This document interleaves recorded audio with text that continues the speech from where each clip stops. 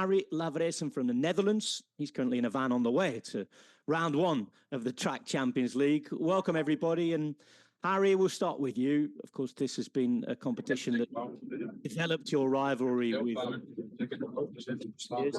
How's it been for you coming to the different titles and competitions you've been at and winning? Yeah, it's going to be a special one this year. It's been a lot going on this summer. After Paris, I was pretty busy with a lot of stuff. Also at the World Championships only 4 weeks ago. Had a little break after that, 2 weeks off, and I've been training again for 2 weeks now, and yeah, looking forward to some fun races. Don't want to focus too much on winning. I already had an amazing year, and I just want to have some fun. Is that true? You don't want to focus on winning, or is that taking the pressure a bit off yourself? How's the form? Because you said you've had a lot on this year. Yeah, form is. I'm still trying to ride on my Olympic form, but it's not really possible in track cycling, keeping your form for months. So that's going to be an interesting one. Of course, when I'm on the start, I try to focus on winning.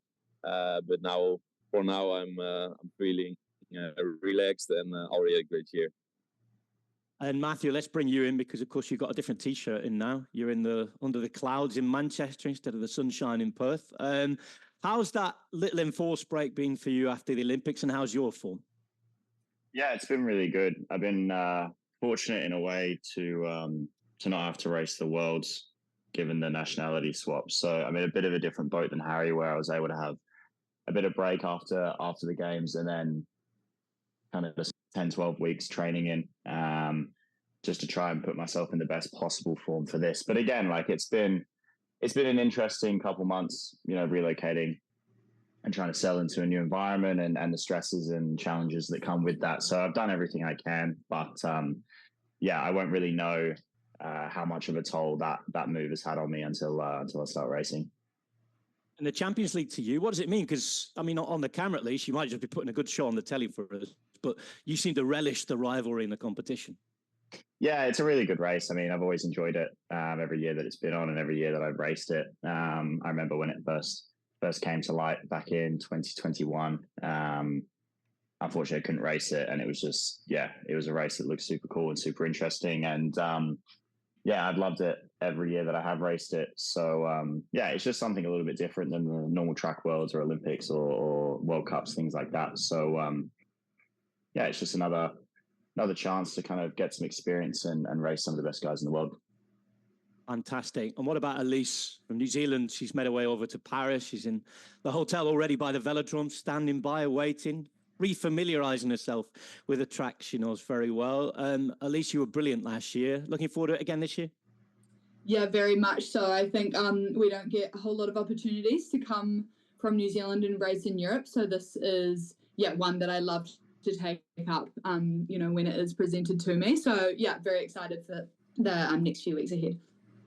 And what about the reception? Because, I mean, Kiwi track team, probably, I mean, I'm not sure, I don't have the statistics in front of me, but it seemed like just about the best Olympics that you've had. Absolutely wonderful. What was it like going home?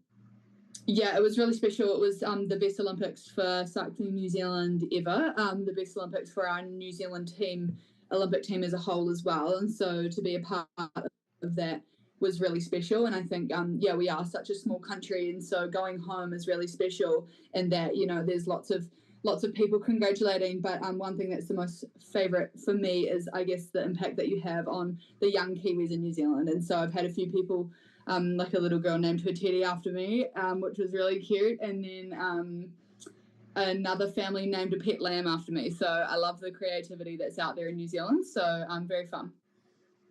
Fantastic. Well, we hope that they're going to be tuning in to watch you against your rivals. And one of your big rivals is Emma Finucane from Great Britain. Emma, welcome along. Welcome back. It's been another big year for you as well. Obviously, the Olympic cycle, very important for Great Britain. It's, where we come from, it's always in the press. That's what it builds up. But Track Champions League, what does that mean for you? How is it different? Yeah, I love racing the Track Champions League. I think the last 2 years really helped me progress as a sprinter, because you obviously get in the mix with all the best athletes in the world. And I think this year, like what Harrie said, we've obviously had the Olympics, then I went on to the World Championships, which I'm really glad I did. It was so much fun, but the Track Champions League is a place to learn, a place to have fun. It's a completely different race format, which I really enjoy. I really enjoy getting stuck into like the 3-ups and things like that. So yeah, I'm looking forward to it this year. And it's sort of win or you're out as well, isn't it? You know, every race matters. How's that mentally going on to the track, knowing that you're not going to have a best of 3, for example, in the sprints? Yeah, it's a bit different because obviously it's similar to the Worlds where you have to win your race to get through, and there aren't reps, there aren't best of 3, and I think that makes it really interesting. And there is a really solid group of sprinters for us as females, so I'm really excited to race them. And obviously every race is going to be pretty quick, pretty fast. I don't know what form everyone's in, so that's going to be interesting to see where everyone's at, especially as people have done Worlds or haven't done Worlds and breaks after the Olympics and things like that. So yeah, I'm really looking forward to getting stuck in and seeing like where I'm at. Fantastic. Well, that's a little introduction for all of you journalists watching on to everybody here. If you could put your questions in the Q&A box, I'll translate them on. Benoit Vitek actually has asked the first question. He said, this is for Ellesse, talking about opportunities to race in Europe. How did you build your program this season? And how did you approach the Champions League after that great success at the Olympics and then missing the Worlds? Yeah, my program this season, obviously we're at the start of the year, so that's how we started out. And then moving forward to the games, that was my highlight, obviously major event for the year. And so that's kind of what I planned my year around, and deciding not to do the Worlds was because I wanted all of my physical and mental energy to be in that competition. And then to be able to come home, rest, reset, you know, there's lots of things that are important to me outside of cycling. Obviously it's a massive part of my life, but I like to be, I guess, like a really well-rounded human being, and that's when I'm happiest and performing at my best as well. So that was kind of a really big thing about how I planned my year, meaning that I could have a really big break post games and then just get back into a bit of training before we flew over here to Champions League. So yeah, this is the last event for the year, which is cool. But yeah, I really did plan everything around that games period of time. It worked out sensationally for you. Moving on to Tom Davidson from Cycling Weekly in Great Britain. And there's a question for Matt, and I think Matt probably knows what's coming here. How do you feel about making your debut in Great Britain colours, Matt? Yeah, super excited, especially keen for the rounds in London. Obviously, Paris is going to be special.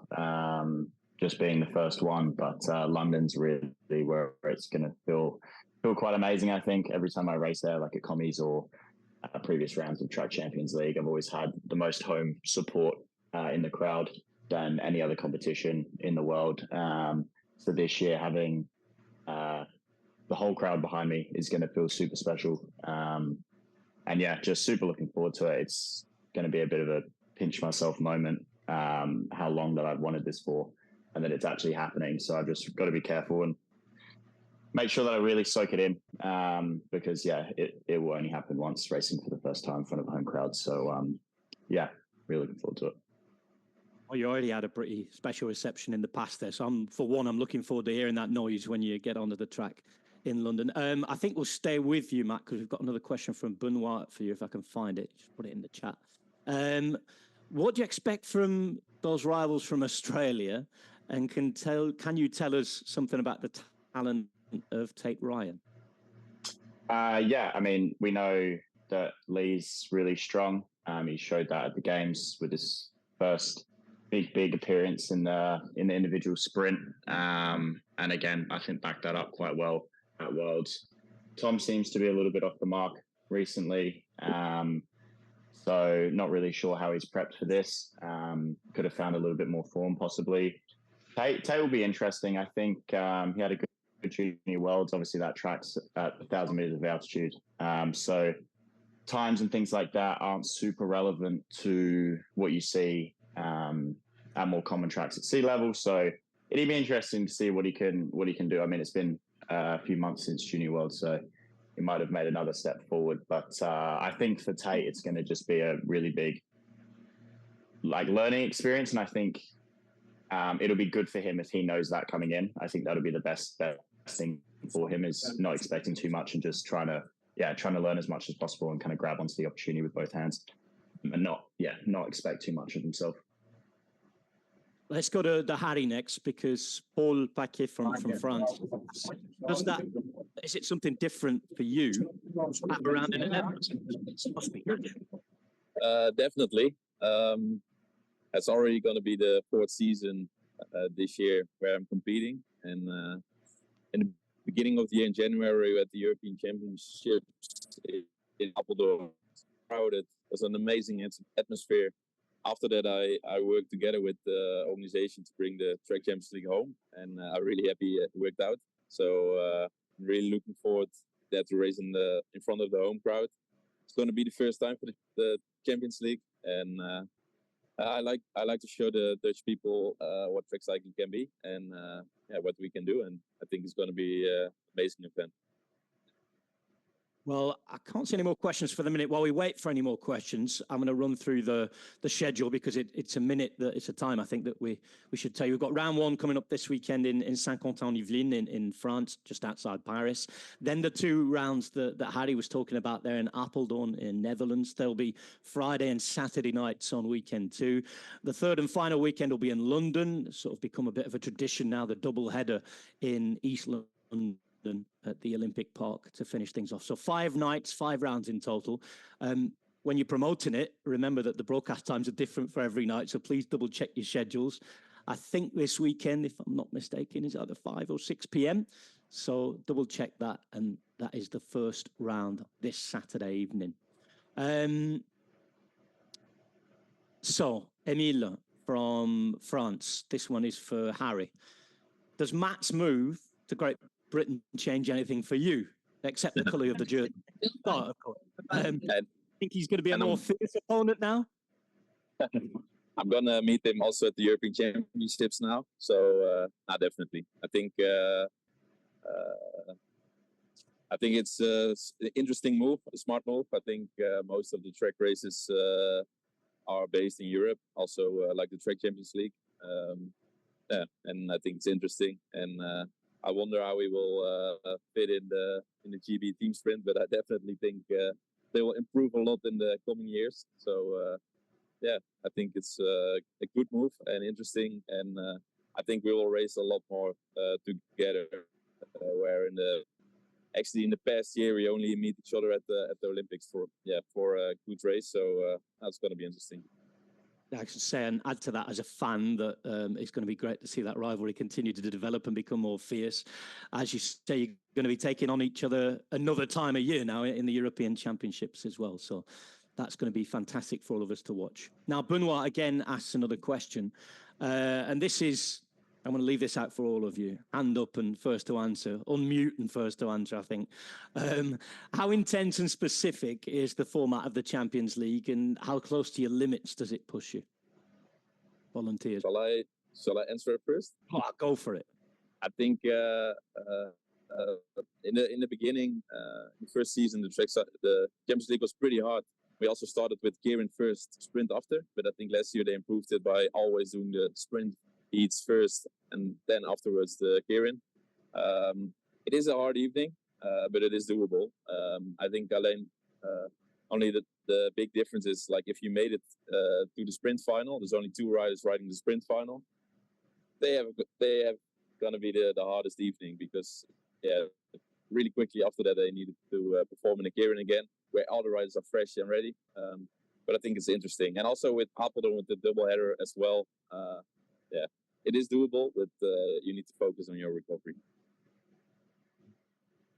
I'm going to go to Emma on this next one. This is from Germany, from Radsport News. Going back to the Olympic Vélodrome, what are the feelings there? How does it feel, thinking back to moments, good, bad, things that you'd like to sort out, checks that haven't been set?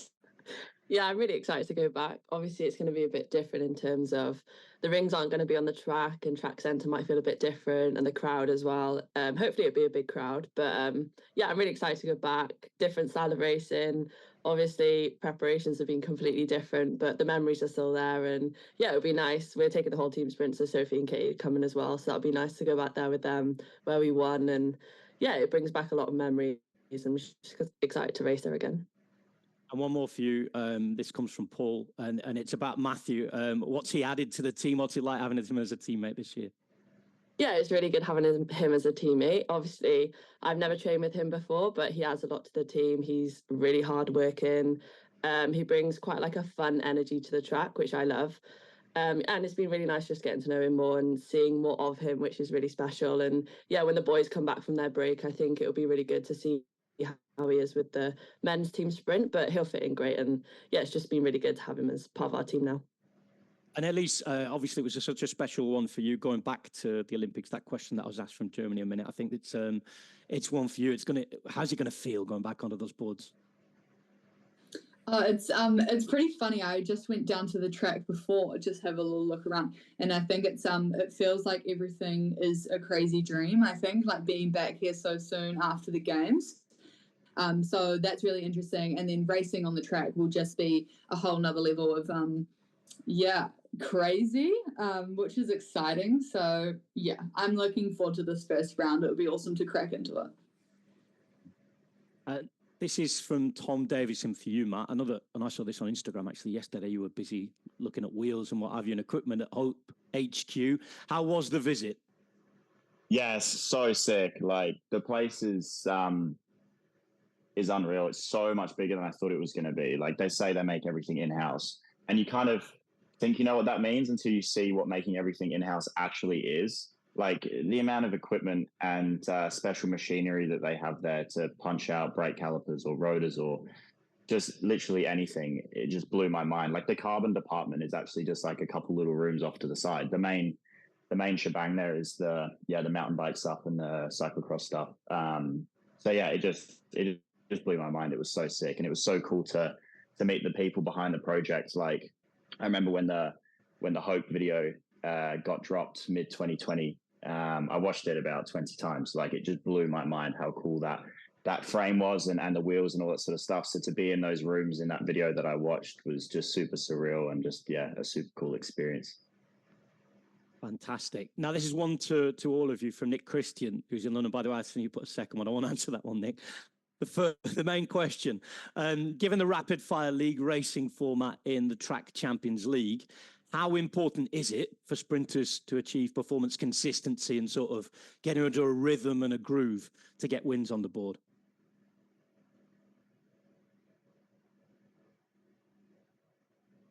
Go on, you know you want to do somebody.